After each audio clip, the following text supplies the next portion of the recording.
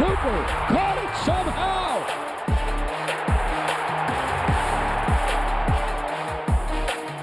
Cowboys OT is brought to you by Geico.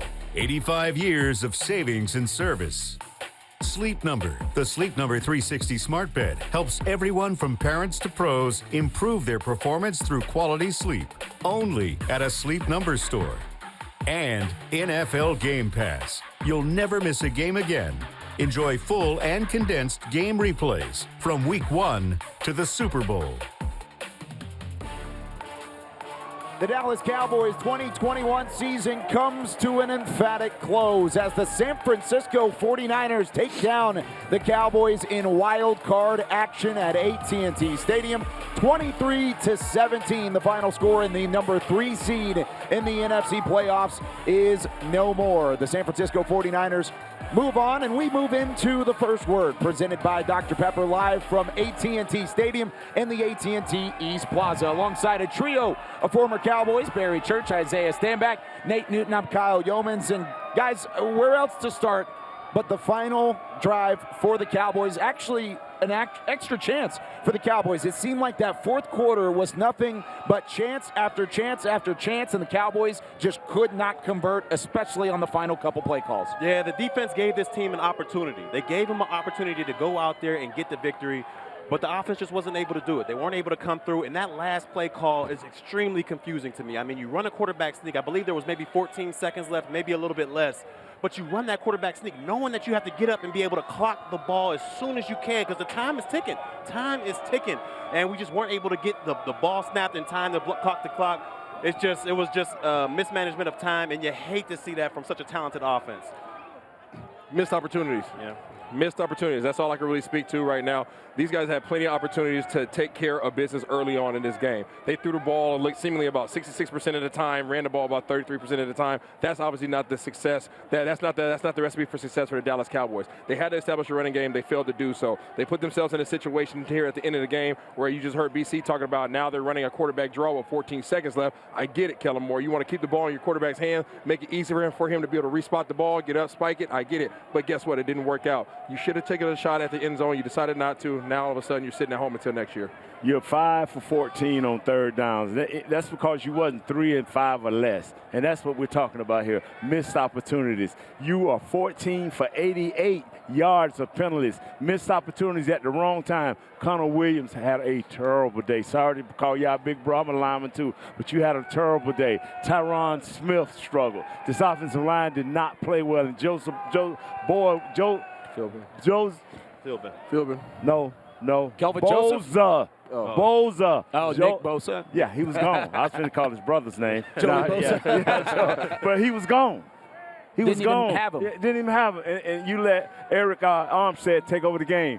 Missed opportunities. It really was. It was missed opportunities even prior to the final drive of the ball game, because it wasn't only the first couple of minutes there where you were down 16-0 and you had to come all the way back, or 13-0 rather, and you had to come all the way back trying after the other and drives after drive of trying to get either a tie or the lead.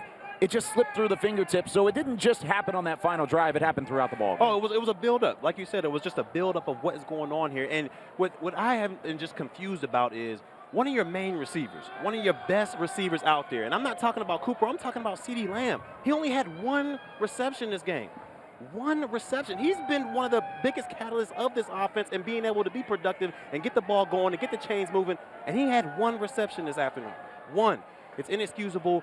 We have to find a way to get our playmakers the ball in space, and that's something we haven't been able to do the entire game or the entire season. I was disappointed in the approach offensively for the Dallas Cowboys. I don't believe that Kellen Moore brought his best game plan. I think that the 49ers came out, they played really soft coverage defensively, and I think they dared him and challenged him to remain patient. They dared him, they challenged him in order to take the short, little, high percentage passes.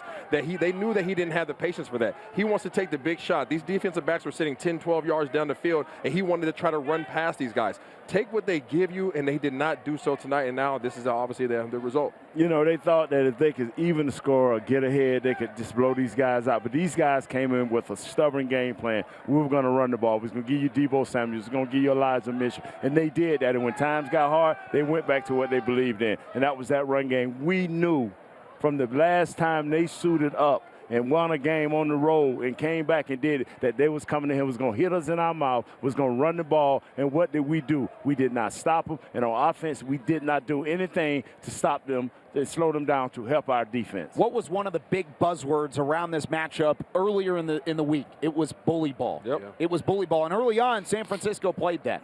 Dallas didn't step up to the table. They really left a lot to be desired in both sides of the football, all three units. The special teams did what they needed to do in a couple of times to keep the Cowboys in it, but ultimately they couldn't take advantage and cash in on those crucial opportunities that they had late in the game. Let's take a look at some of the final stats from the 23-17 loss. San Francisco up over 340 yards. Dallas somehow hitting that 300-yard mark. They were barely up over the century mark when halftime came around. You go all the way down to the time of possession and third downs. Nate, you talked about it in the pregame. That was going to be a key component of whatever team was going to come out on top, and it was in this one, the San Francisco 49ers. When we come back, just what went wrong with Kellen Moore in the offensive side of the football when we return with more on Cowboys OT.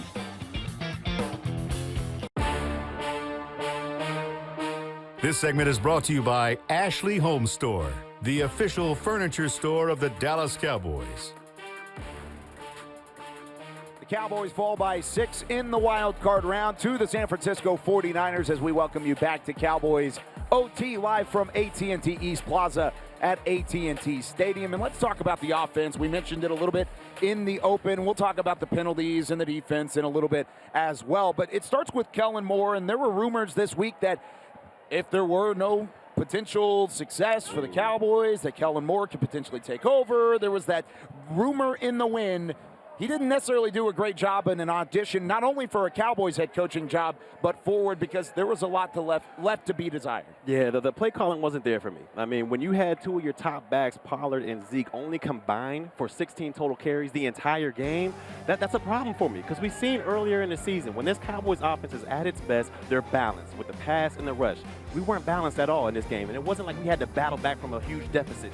We weren't balanced. We didn't get it done, and it's not only on Kellen Moore. The trenches were under attack. We're talking about this offensive line. They were getting bullied the entire game, from the inside to the outside. The 49ers had their way, and we talked about it in the pregame. When it comes down to it, if this offense is going to be able to move the football, they're going to have to win the trenches, and they weren't able to do that this afternoon. It was discouraging because I'm an analyst and I analyze the crap out the game, right? And they were playing the most simple coverages known to man, right, Barry? We talked about it while we were watching the game. They were playing cover 4, they were playing cover 3. They were giving you plays after play where you could take advantage of them. We did not do a great job of protecting them. Big Nate Dogg already talked about that. These guys were putting our offensive guards on islands somehow, some way, inside interior alignment. We're getting isolation, and that's not supposed to happen. The third down conversions were absolutely trash, right? The accuracy by Dak was absolutely trash, right? He was holding on to the ball entirely too long. This looked like a team that did not prepare to face this opponent, and that is very unfortunate and very discouraging, obviously, for all they did this year. The speed and the power of that defensive line for the 49ers is just magnificent. It's been a long time since I've seen somebody handle our offensive line one-on-one like that. Boza over Collins, the other kid over Tyron Smith. They handle our tackles. That's our strength. And that's where I thought we would win the game at, being able to get to the edges, get around it, block down on Boza with a tight end and get around the edges. None of that was happening. These guys took advantage of us. And I told y'all during the pregame, we had to stop the run and we had to be able to run the ball. And I doubt we touched it 16 times as a group of running backs. And we also talked about it earlier about how there were 3 things that were plaguing this team throughout the regular season. That was penalties, that was the run defense, and it was the offensive line. And, I mean, of course, 3 for 3 in that regard. We'll talk about the other 2 later. But, Nate, what about that offensive line? Is that the weak spot that needs to be addressed first when this offseason comes up? Yeah, they're going to have to. I mean, Connor, I love you, man, but your holding came back a week ago, and they not only the holding, but they were hip tossing you. They was treating you kind of bad. I hate to, like I said, I hate to say that, but that's what happened. Tyron Smith wasn't 100%. He got drove back a couple of times, and Lyle, man, Boza was bringing it to him. So it was a hard day for our offensive line. In the center, he fared no better. It was a lunch pail type of day for the offensive line, and at some points they got bullied for their sandwich. They got that PB&J taken away by the defensive line. You take a look at the final stats, 230 passing yards. You mentioned it. very limited on the ground, and that was one of the things early on they needed to do was establish the run, and that never actually materialized. Just 77 yards and 16 combined carries between Ezekiel Elliott and Tony Pollard as the Cowboys basically out-bullied at the line of scrimmage in the bully ball that we were talking about all week long. But what about defense? What happened on the defensive side of the football, and why was San Francisco so successful early in the ball game? We'll talk about that and much more when we come back with more Cowboys OT. This segment was brought to you by Ashley Home Store, the official furniture store of the Dallas Cowboys.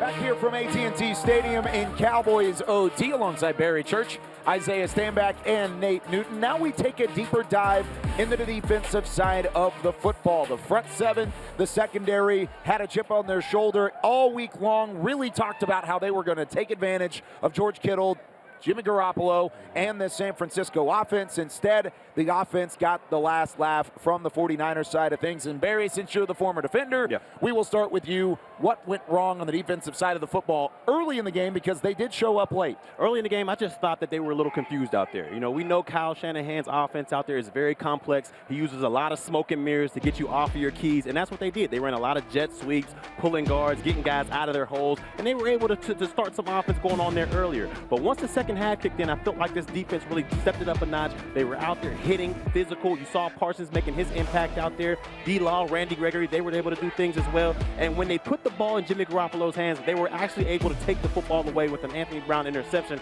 and get the ball back to our offense. So to me, overall, the defense didn't play a terrible game. They didn't get out physical like the offense did, but at the end, they just didn't make enough plays to get the victory. Misdirection and play action. That's what happened early in the game. The misdirection had the second level defenders all over the place. They didn't know where to look. And then the play action, the ability actually to run the ball, set it up for them to actually have play action. And those third down conversions were discouraging. Whenever you feel like you're playing good defense on first down, second down, and now here they come with the play action. Jimmy G tosses it right over your linebacker's head. Now they convert that. They're back to a first down set again. That is very discouraging as a defense, and that is where they failed early on. You know, I just felt like I saw what Dallas should have been doing with Elijah Mitchell pounding it. All of a sudden, you see these misdirection plays that Isaiah's talking about. You see Deebo Samuels and the other guys, guards pulling one way, tackles pulling another, and you making plays happen. That's what I felt we should have did. This game was won in the first half, and then when we made a play, it was a penalty behind it. So this game was really won in the first half. Because of the way that the offense finished the season, Nate, and really were pretty disappointing. When you look back at this season, was the defense and the way they were able to take the football away and the complete turnaround on that side of the football the identity of what the 2021 Cowboys are? That's all you can talk about. You got Micah Parsons, you got young Diggs, you got Gregory, you got a resurgent D-Law. This is who we are, and this is who we should cater to. And that's exactly what ended up being the case for the Cowboys. Here's the defensive stats. They did not bring Jimmy Garoppolo to the ground, not just once, but they had a late interception, Anthony Brown, giving the Cowboys an opportunity to get back within a single possession, and hopefully that was going to turn into something. It did not, and the San Francisco 49ers come out on top over the Dallas Cowboys here in the wild card round, 23-17. Now when we come back on Cowboys OT, we hear from the players and coaching staff, starting with Ezekiel Elliott, post-game and post-season reaction when we come back with more from AT&T Stadium.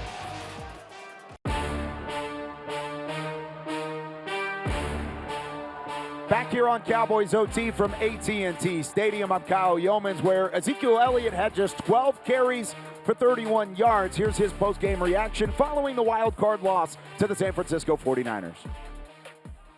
What was Mike's message to you guys after this one? Just, he was proud of us, proud of us how we fought today, proud of us how we fought all season. And, just keep our heads up, have each other's back, and we'll be back. How tough was that start to the game? It was like to overcome some of that stuff. Yeah, it was definitely tough. Couldn't really catch a rhythm, gotta play, clean. We needed to play cleaner football. It's kind of been the story all year. Zeke, when you think about your 3 individual times personally in the playoffs, how disappointing is this when you think about all the talent that was accumulated on this team and how far you guys could have gone. Yeah, I mean, it is disappointing. This is the best team I've been on. I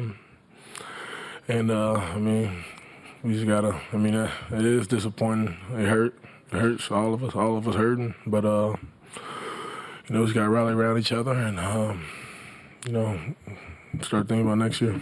Zeke, was that last play, that run by Dak, was that the called play? I wasn't in the huddle. I think it was. Zeke, you mentioned that this has been a theme in some of y'all's games down the second half of the year. In the course of it, when you're trying to fight through it, how frustrating is that when some of the same problems from earlier in the season crop up during this game? Yeah, I mean, it's frustrating. Very frustrating. How can you explain obviously you can't, the penalties? I mean, obviously people talk about this is a franchise record of penalties in the postseason. You said, how do we explain it? Explain some of those penalties there. You know, I don't think you can explain it. I think, you know, just got to find a way to go play more disciplined football. Zeke, this is year 6 for you. You can tell you're hurting right now, but what's the emotion of, you know, you're in the thick of this competitive game and now it's kind of over and this team's done. Just how do you kind of process that pain? I mean, shit. I mean, it hurts. All of us hurting. So proud of this team. We're such a strong brotherhood, such a family. Just gotta rally around each other, and yeah. What do you say to your younger teammates, Zeke, because of how many go-rounds you've had personally and knowing that these times aren't promised? What do you say to the young guys who are making their playoff debuts tonight? You know, just one, it's hard to get here. It's hard to get to this spot. You gotta, you know, take advantage of your opportunity. Forgot what I was about to say. But yeah, remember how this feels. Remember how this moment feels, and we gotta use it as motivation for next year. You gotta remember this feeling and use it for next year. How hard was it to get through the last 2 months with your leg? You know, it was hard. You know, it's never fun being banged up. But it's my job to make sure I get my body right and be ready for my team, for the fan base, for the coaches. So, I mean, it's hard, but, I mean, it's my job. Do you think you might need a procedure in the off-season, or is that something that you're going to have to talk about with the medical people? No, I won't need a procedure. I partially tore my PCL this year, so, I mean, it was, you know, an injury where it wasn't gonna get better. I mean, wasn't gonna get worse, but it just was gonna take time. And so, yeah. Like you say, said to your fan base that you played with a partially torn PCL, how much of a tough guy you are, how much you care about this team? I mean, I just was doing my job. I was going out there, do what I need to do for my team. I mean, and I feel like, you know, everyone else in the locker room would have done the same thing. How do you counterbalance, Zeke, all the individual and personal accolades you've had, you know, most 1,000-yard seasons in the NFL since 2016, yet the reason all of you guys play the game is to ultimately hoist that Lombardi trophy, and that still has eluded this team that you're on? Can you repeat the question? Like, how do you balance everything you've accomplished individually, but yet when you hold it in context with that one thing that still is eluding this football team, which is a deep playoff run and a Lombardi trophy? I mean, I think I say it every year at the beginning of the year that, you know, if we go make sure, if we go do our jobs, be unselfish, do what we need to do to help this team win, I think at the end of the season, the accolades will work themselves out. That's not why we play. We don't play for individual accolades. We play for the team, And I think, I'd rather have a Super Bowl than a 1,000-yard season any day. Thanks, guys. Thank you. Thanks, Zeke. You can sense the frustration from Ezekiel Elliott in that interview based off of, 1, the loss, and 2, the way the loss happened with 12 carries and just the 31 yards. And Nate, I'll start with you down on the end. When it comes to Ezekiel Elliott, what are you going to remember this season in terms of what it means in his grand scheme of things? A lot of times we talked about it. We didn't want him to gut it out, but he knew his injury, and I guess he talked with the doctors, and he said it couldn't get any worse. It would just heal over time.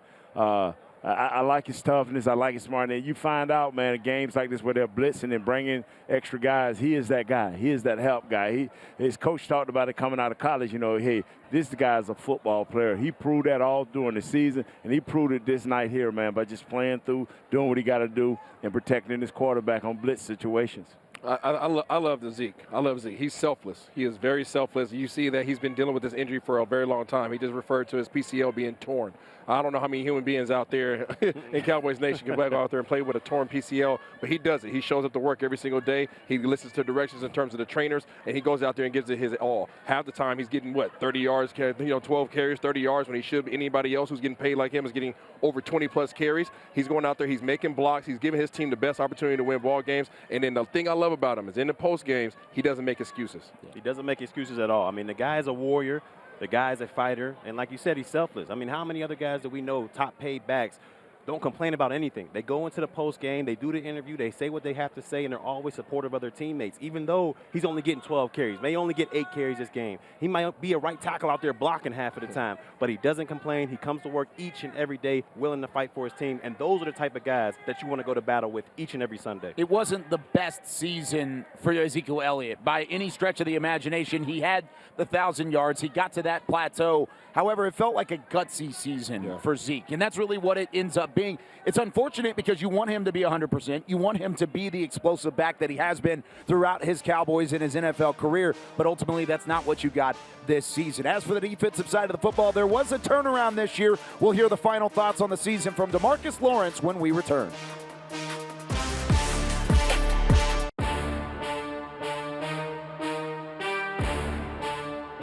Welcome back to Cowboys OT. Let's hear from the defensive side of the football. Giving up 23 points against San Francisco isn't the worst day at the office. However, Demarcus Lawrence and company did not get to Jimmy Garoppolo the way that they anticipated. Here's his thoughts following the loss. Marcus, how surprised are you by this result this afternoon? I feel like we could have did a better job of owning the moment. Taking care of business on the field, but the results ain't what we wanted it to be, so it is what it is. Your thoughts on how Samuel ran? I mean, you knew he was going to be a focal point of the offense. How do you think you handled him today? Yeah, overall, I think we did an okay job. We should have been more alert in the first half of the game, knowing what their game plan is and them getting the ball to them. So we got to just take ownership of, this loss and, get better from it. DeMarcus, what do you tell your younger teammates who made, for a lot of them, their playoff debuts tonight? Right. You can't take away none of the accolades this team done made, and salute to, my squad for going out, showing the world what their talent's really about. We just ain't capitalized on today's moment, and, we got to learn from it, get better from it, and continue to work hard in order to win. A couple of calls late against the D-line, holding. I don't know if you've seen that a lot, but just your thoughts on some of those calls. I'm in here talking to y'all now. Ain't nothing I can say or do to change, the outcome of the game. So just got to take it with a grain of salt. Marcus, we saw when you and your teammates were going into the tunnel that some things were being thrown. What's your reaction to that? That shit was aimed at the refs. It wasn't aimed at me or our team. Something with your helmet? Yeah. Ain't got nothing to do with me, So, I went out there, I played my ass off, played my heart out, and we ain't come out with the results that we wanted, so it is what it is. When you look at this season, obviously you got a lot of young kids that are going to come up and you're a veteran. Mm-hmm. How would you sum up this season? Right, that's what I said earlier. You know, being able to see these young guys come out and put their talents on display all season long, you know, hats off to them. You know, but, you know, also this is a good learning lesson of, you know, understanding the situation you're in and taking advantage of your opportunities when you have the chance to. So I appreciate you guys this year. I appreciate my teammates, and we're going to get better from it and move on to the next season. Appreciate y'all. One of the reasons why this loss hurts so much for Dallas Cowboys fans out there is because of the fact that you went into this season saying that if your defense was at least middle of the road, maybe a little above average, you had a legitimate shot to make a run. You went 12-5, and your defense not only took a step to be middle of the road, but they were one of the more lethal defenses in all of the NFL. So now your question is, can they repeat this performance after an offseason, after a couple guys are here nor there? What is the next step for this defense moving forward? Well, you hit it right on the head, Kyle. I mean, this is not going to be the same exact defense we've seen this year. I mean, there's a plethora of guys out there on one-year contracts, and they're not going to be able to sign them all. I mean, a lot of these guys like Kurtz, they've played themselves into a hefty contract next year. So we're going to be seeing a lot different defense out there. We may not even have our defensive coordinator. He's one of the hot commodities out there in the National Football League right now. So this is going to be a completely different defense going into next year, but you should still have your cornerstone pieces, Diggs, D-Law, hopefully Randy Gregory. If we're able to do that, I think you can build off of those guys and build off of the tremendous season that this defense had this year. Y'all, Barry just told you guys, it's not Pokemon. You can't catch all these guys. You can't catch them all, right? So, I mean, you know, this team's going to be totally different. And what does that look like going into the next year? You don't know. Now you have a long off season. Now you have to go home and chill out for a little bit, hear all this draft news, hear about all these young guys, go to OTAs, go to training camp, and then just to get back to the game one again. It sucks. It's a long time, and this letdown is going to be on these guys' heart for a very long time. It's like, what do they have to look forward to? Okay, we can come back, we can ball out just like we did this season, but what does that lead us to? This same situation? So a lot of question marks above guys' heads right now. You know, it's a lot of guys we're going to lose, and like I say, we're going to may lose the defensive coordinator. But what we have to do, and I've been saying this year in and year out, and I will continue to say, we're going to have to find a big, greasy, athletic guy that can stop that run. And until we do that right there, we'll be back into the same situation regardless of who we have playing ball for us. So across the board, is that the thought process, is you find a way to stop the run? And how do you end up doing that? Is it a defensive tackle? Is it revamping your linebacker core? You do have a young core of players. That is one thing that you are very positive about. You will have Randy Gregory, Demarcus Lawrence, and then the young guys in terms of Micah Parsons and Trayvon Diggs. What's the next step for this defense? Well, I think one person that everybody's forgetting about right now is Brent Urban. Yeah. I think everybody's really forgetting about him and the presence that he had on this defensive line. That's why he was brought in, to be that run stopper, to be that big greasy that takes up all everybody. He was 6'8", or 300 and something pounds. Right. He's a large human being. Well, they didn't have him all season long. So that's something that they need to address. And if they can get another big greasy to go next to him, it'll be awesome. They got one in there. They got Neville Gallimore. I believe Neville Gallimore can take that next step going into next year. He had an injury this year that kind of limited him for the first couple games of the regular season. But to me, this guy's a stud, and he can step it up, and he can be one of those guys that sits next to Urban out there to help stop the run. Because we've seen in this game, that middle of the defense, it was gashed. It was gashed big time. You know, you can't take that for granted. You know, you just mind your baseball. Don't nobody talk about the bullpen until the season starts. Yeah. And everybody need pitchers that can get you through the 6th through the 9th or the 8th or whatever this baseball is. I use a bad analogy. But anyway, you know, we need one of those guys. Yeah, hey, you know I'm going to mess it up somewhere. It took until the wild card round to hear Nate Newton mention baseball in a football setting. And that's how we wrap up talking about the defense in this segment. When we come back, we hear from Mike McCarthy, head coach of the Cowboys, at least here in 21. We'll see if he is moving forward, but he's got something to talk about, and really his reaction following the loss 23-17 to the 49ers.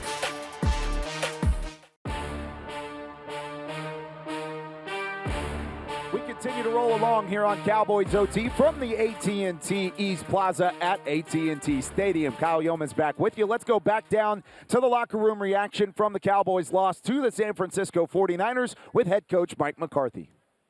All right, questions, please. David. Yeah, Mike, well, obviously hit the end of the game, but was this just a case of early falling behind and then with the time of possession just a little too difficult to overcome over the course of the game? Well, I mean, clearly, it wasn't the start of the game that we would have liked. I thought that, offensively, we really didn't get into a rhythm. I thought the penalties were kind of productive. As far as field position on the kickoff return, and then, a couple big plays came back. I thought our guys by halftime we were settled into the game, and give San Francisco credit. They overcame some things, during the course of the game. But, yeah, I mean, it's we felt strongly this game was going to come down to key situations at the end. It's disappointing. Disappointed we didn't get a shot there at the end of the game. But yeah, we were herky jerky. But I can't say enough how proud I am of our guys to continue to battle, and there was really no blink on the sidelines. I think clearly everybody, these last two plays, church clock, all those scenarios, we put a tremendous amount of time into it. We had a lot of confidence, trying to set up that last play. But yes, I mean, our execution wasn't what we would have liked it to have been, clearly. But I think you have to give the other team some credit. Can you go back over that last play and what happened? Clearly, the time ran out, but I don't know if you thought that they should have reset it or what happened on the last play. Have never seen that come down, the way it came down, as far as the collision between the umpire and the quarterback. We were trying to get inside the 30-yard line to set up the last play. The mechanics were intact. I felt from our end of it, communication that I was given on the sideline, that they were reviewing it. They were going to put time back on the clock, and the next thing I know that they're running off the field. So that's all. That's the only facts I have for you. Go to New York to review, or that's the only thing I got for you. You were told that. You were told they were going to put time. Yeah, he thought they were going to put time back on the clock. Mike, you won a Super Bowl at this stadium, and Jerry brought you in here to win this kind of game. What do you say to your fans? And they were booing out there. They were clearly disappointed. Well, I thought our fans were tremendous today. I thought the environment here was incredible. I know there was talk about their fans, but I thought our fans were outstanding throughout the. You could feel it in pregame. So, yes, but I know they're disappointed. But we're disappointed too. We put a tremendous amount into this. We clearly felt that. This is a game you have to get the first one, obviously, being captain obvious, but the first one, in my experience, is always the hardest one, especially when it's your first time through. I thought we were a little jittery in some spots to start the game, but I felt once we settled in, it was a heck of a contest. So we knew it was going to be back and forth. They definitely had some stress points that gave us some challenges throughout the game. But once again, I'm proud of where our football team competed. High number of penalties were problematic, but I want to ask you about a specific one. The delay of game after the successful fake punt. Can you walk me through the procedure on as to how that came about? Well, you talking about the fake punt? After that. Yeah, so we hit the stop, and then we had a turbo play called. We were going to go line up and run another play. It was a two-play series set that was called there on fourth down. I think we had a player step on the field in celebration. They recognized that I was told afterwards, as we were trying to substitute, because obviously we didn't substitute because we lined up immediately. So then it hit the confusion of them resetting it, based on substitution, not substituting. So then they reset the clock. So then we went to offense, and frankly, I thought that we were clearly, once again, standing over the ball. I think that there's been games where you don't get much standing over the ball when there's a personnel challenge, but I think they overdid it a little bit today. So they're obviously conscious about it. We talked about it in pregame. I think both teams were probably worried about the no huddle tempo type offenses because it was clearly a focus of the umpire. Mike, why run that last play with the risk involved? I'm sorry? With so little time left, 14 seconds and no timeouts, could you weigh the risk of having Dak run the ball in the middle of the field? Weigh the risk? Oh no, I have no problem with the call. We call the situation a church clock situation. This is something we practice every Friday and Saturday. So we're trying to get inside the 20-yard line. We want the last play to come down to it would have been some form of 5 vertical pass concept. So we had 2 set based on which where we were going to be in the final yardage there. So yeah. based on, being that tight, 14 seconds, we should clearly get the ball spiked there. And, I haven't seen the replay. I'm sure you have. But I'm surprised. I was shocked as anybody on offense that we didn't get to that last play opportunity. So there's head coach Mike McCarthy following the loss to the 49ers 23-17.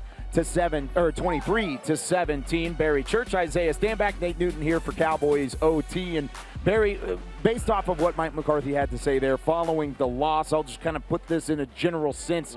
What are your thought process going into the offseason about this coaching staff and the way things were handled today? Well, you got to think about it definitely. You definitely got to put big thoughts into, do we want to bring this staff back? Because there was instances throughout the entire season, not just this game, where there was mismanagement of clock. And then it came back to bite us in the most dire situation, a playoff situation with 14 ticks left. I'm not so sure about that call, that a quarterback draw. I'm not sure I would play that call right there, but that's what he went with, and it was a mismanagement of time. I mean, and this is what Mike McCarthy was brought in here to do. He was brought in here to get this team over the hump and get to the Super Bowl.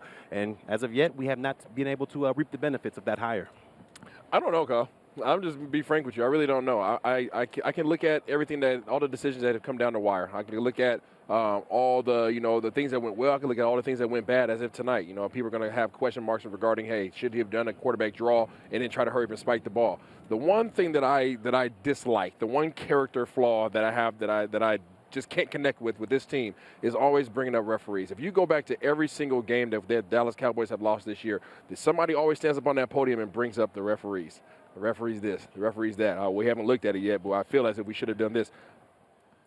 I want to see that go away. And if that takes a coach leaving or so, you got to do what you got to do. But that has to be removed from this locker room. You have to work through it.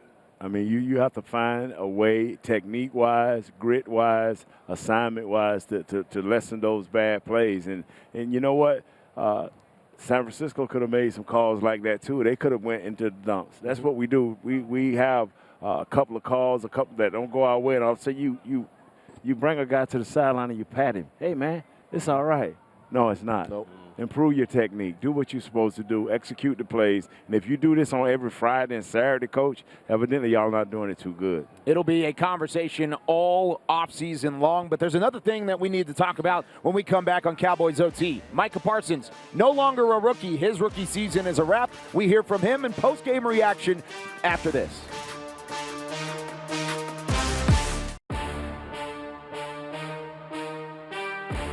The Cowboys fall to the San Francisco 49ers in the wild card round. Let's hear from rookie Micah Parsons.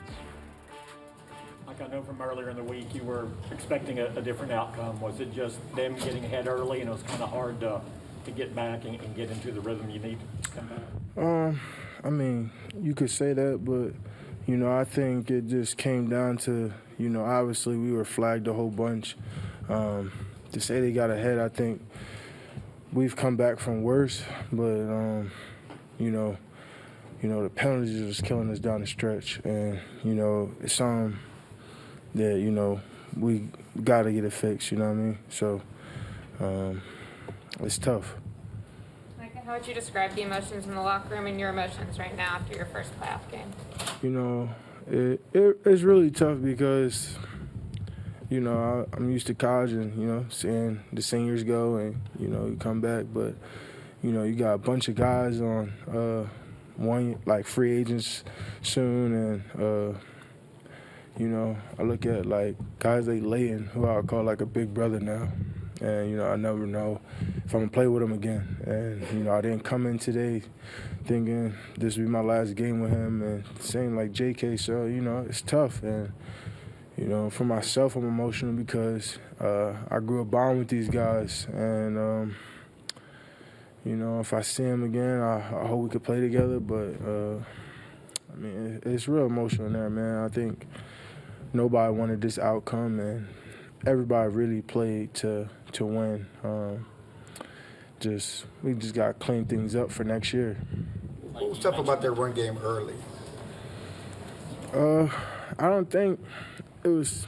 I think, you just come out and, the first 15 is always hard. You never know what type of adjustments they're going to make in the run game and things like that. But I think once we made those adjustments, we held it solid. We let that one run slip off the turnover. But, I mean, after that, those adjustments we made, I don't think the run was that effective. While it is a disappointing time for Cowboys Nation, Micah Parsons was certainly a bright spot throughout the entire season. Yes, he was. I mean, the young man had a heck of a season. He was one of the most dominant rookies I've ever seen on the football field, and two positions, too, linebacker and defensive end. If he can continue to build on this, he'll have a heck of a career. In his short time span here, he has become a leader on this defense. I don't care how many years or how many games he has underneath his belt. He always takes responsibility for his play and his teammates' play, and he believes in fixing things, and I like that about him. What is the expectation for him going into now a full NFL offseason? What do you need to see from him next year in order to take that next step? I just need him to go ahead and take and diagnose plays a little bit faster. I mean, we've seen what Kyle Shanahan was able to do out here with pulling guards and misdirection, like you said earlier, Isaiah. So I just need him to be able to diagnose those plays a little faster, but you'll get to that point once you become a more veteran in this NFL league. And hopefully that will lead to an improvement on the run defense side of things, because over the last couple of years, that has been one of the Achilles heels for this Cowboys defense moving forward. When we come back, we put this one in the rearview mirror and we look ahead to the Cowboys offseason when we return with more Cowboys OT.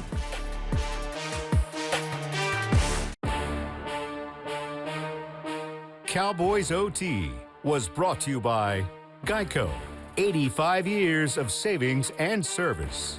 And by NFL Game Pass. You'll never miss a game again. Enjoy full and condensed game replays from Week 1 to the Super Bowl. 23-17, the San Francisco 49ers take down the Dallas Cowboys in the wild card round as the Cowboys season comes to a close at AT&T Stadium. A 12-5 regular season, NFC East champions, and now they are a first-round exit after falling to the 49ers. The 49ers will now go and take on the Green Bay Packers next week in the divisional round. Wrapping things up here on Cowboys OT from AT&T Stadium, Barry Church, Isaiah Stanback, Nate Newton in our final segment. I'm Kyle Youmans. And what are your final thoughts to wrap up a season in which that had all the expectations? At certain points, it had highs. It definitely had some lows. What are your final thoughts? What will this season be remembered for? It was definitely a roller coaster ride. I will say this. I mean, there was super highs at the beginning of the season. The offense was on track to be one of the historically great offenses. The defense was coming along, and then we hit that little lull. We hit that little lull in the midseason where it kind of switched. Defense kind of took over. Offense kind of took a short break there. But to me, what this 2021-22 season is going to be all about is adjustments. I mean, there were so many times out there where I felt like we could have made adjustments to get the better portion of that game or get more production out of this specific unit, but it just didn't happen. And I don't know if that's on the coaching staff or the players, or maybe it's a combined effort, but we've got to be better at adjustments going into next season. And I'm just going to think about complementary level up, right? And what I mean by that is everybody has to level up. This defense leveled up this year. Dan Quinn came in and took these guys underneath his wings. Everybody stepped their game up. And it really swung, right? You saw the defense step up, but what happened on the other side? Offensive play came down. So you need to level up on all facets of it so that you can take this team and they can do what they need to do in this part of the season, because this is really the only season that matters. Yeah, I know the question you asked, man, but this is the deal. Right now we're all in limbo. We don't know where our offensive coordinator's at. We don't know who we're going to have on our defensive staff. Yeah, we have cornerstone players, but, do we have enough? So when we go into the draft, when we go into free agent, we got to get some studs, man, that's going to hang for some years so we can be strong going forward, because this fix it as you go, it's not going to work. And really, the playoff is where things matter, and the Cowboys Cowboys Nation down today in the fact that they did fall by 6. They had opportunities. We talked about it in the opening segment, but ultimately the San Francisco 49ers were the better team at AT&T Stadium today in the wild card round, and they fall 23-17. Before we wrap things up here on Cowboys OT, I have a slew of people that we need to pay some credit to and to thank. Talk about Caden Gates, Matt Kent back at the Star in Frisco, Kevin Timmons, Jody, Scott Purcell, Jasmine, Bianca, and our entire DallasCowboys.com crew all year long doing fantastic work and week in and week out performing along with you guys. Another fun year along the way. For Barry Church, Isaiah Stanback, Nate Newton, I'm Kyle Youmans saying so long from AT&T Stadium. We'll see you next season on Cowboys OT.